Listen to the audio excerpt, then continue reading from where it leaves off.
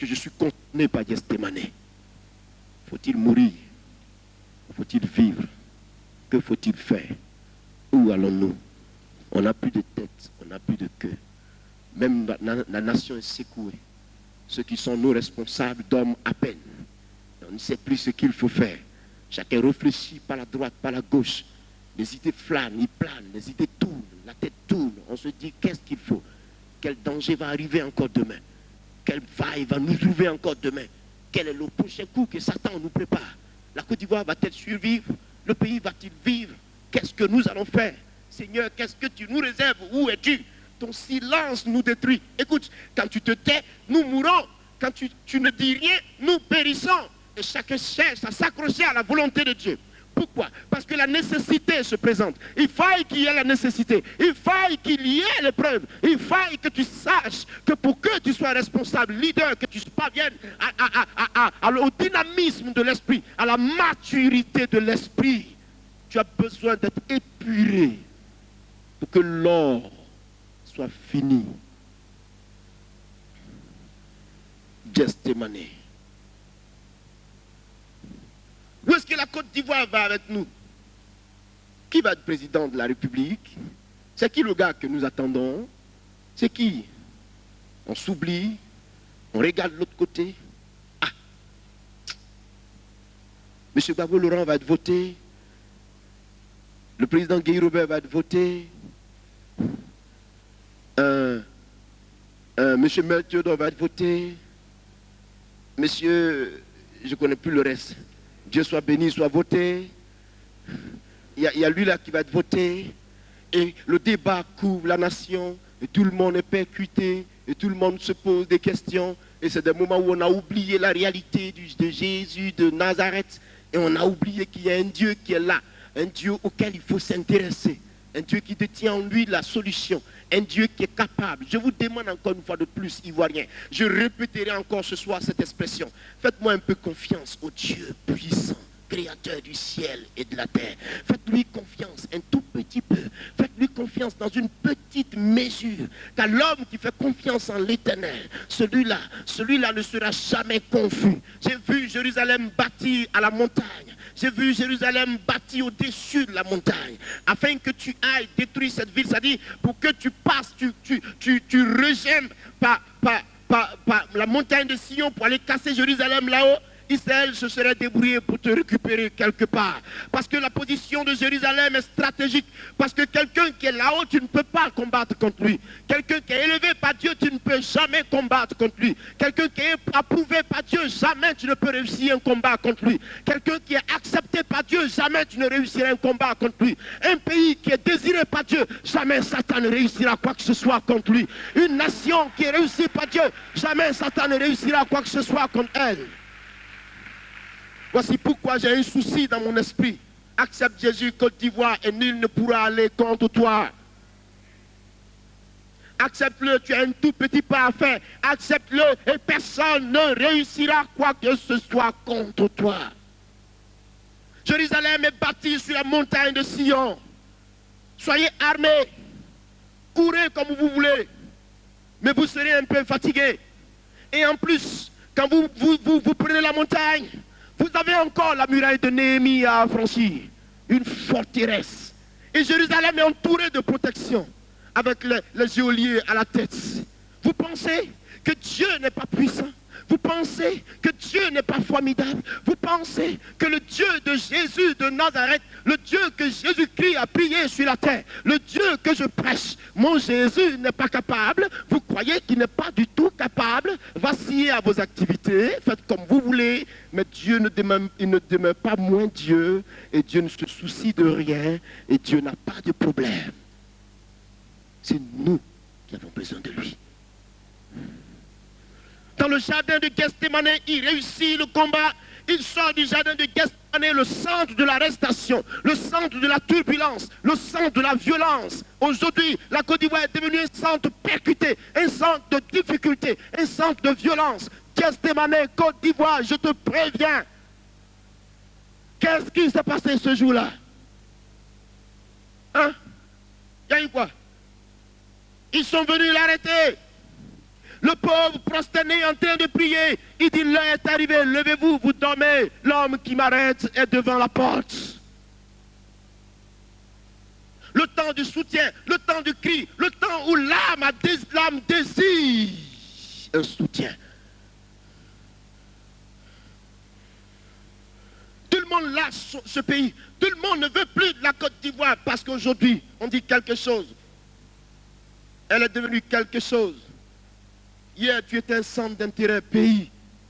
Aujourd'hui, tu as perdu ton centre d'intérêt.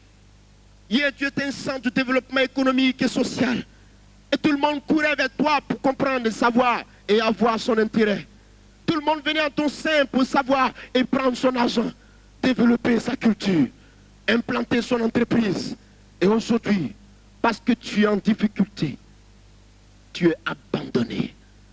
Et si toi-même tu pouvais comprendre que lorsque tout le monde t'abandonne, l'Éternel se montre encore fort pour toi et à ton profit. Si tu pouvais le comprendre, tu n'auras jamais su que Dieu est pour toi. Et vous ne pouvez pas comprendre ça. Avez-vous déjà vu Dieu abandonner l'orphelin? Tu es abandonné. Côte d'Ivoire, tu es abandonné, ma fille. Tu es abandonné, ma fille. Abandonné de tous. Les parents alliés les plus puissants qui criaient pour toi hier, aujourd'hui t'ont lâché.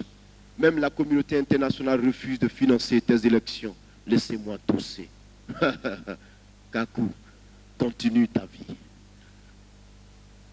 Personne n'a connu Jésus. Personne n'a jamais su quelle est la couleur du Seigneur. Il n'a pas de couleur. Il est pour tout le monde. Il est favorable à tout le monde. Il n'attend qu'un seul cœur qui puisse gémir à son profit.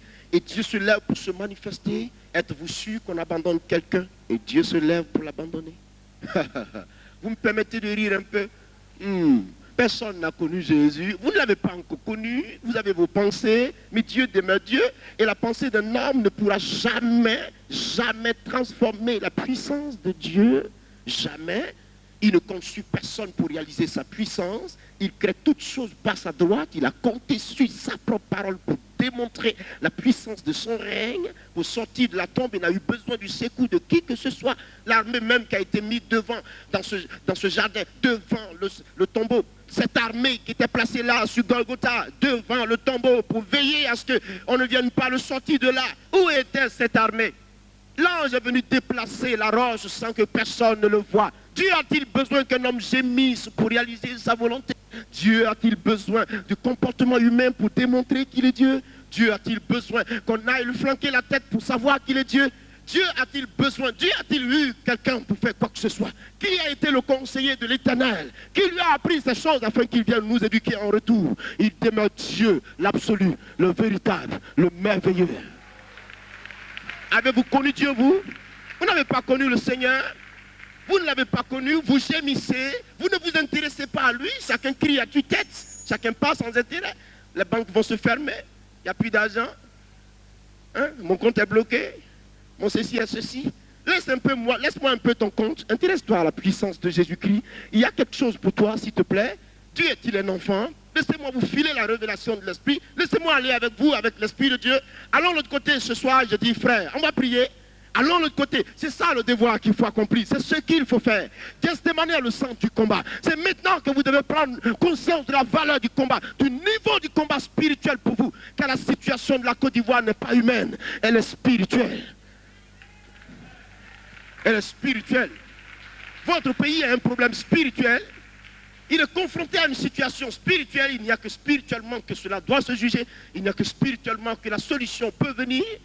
Car pour que le physique soit maîtrisé, il faut avoir réussi à maîtriser le spirituel.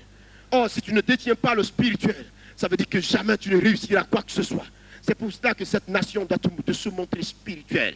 Gethsémani, le centre où l'homme renonce à lui-même. Gethsémani, tu tournoies sur toi, tu n'as plus de chemin. Gethsémani, tu es là confronté aux difficultés. Regarde, une seule pensée véritable. Jésus-Christ dit ceci, que cela me soit fait selon ta volonté. Tout le monde prie, tout le monde dit ceci. Je préfère dire à Dieu, celui que tu veux, mets-le à la tête de cette nation. Il sera bon pour nous, si c'est ton plan. Si c'est ton plan. Arrêtez de vous battre.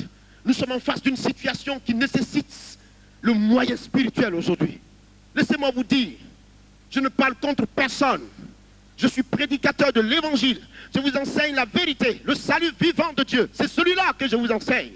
La réalité, c'est Jésus de Nazareth. Aucune solution ne vous viendra en Côte d'Ivoire. Tu n'as pas de solution. Il n'y a que Christ qui peut te sortir de là.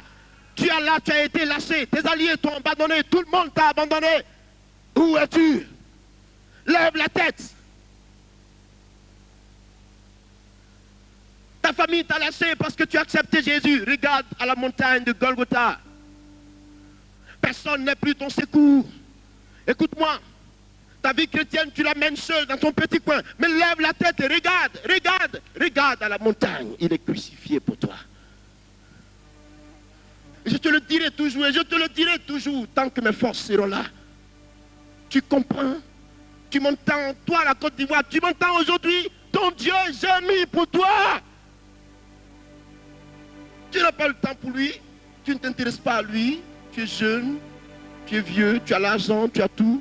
Mais sache que le temps passe. Et il passe chaque jour. Un vent arrive. La lune apparaît. Elle part. La nuit arrive. Elle passe. Un soleil se lève. Il arrive au zénith. Et il vient à passer aussi en son tour.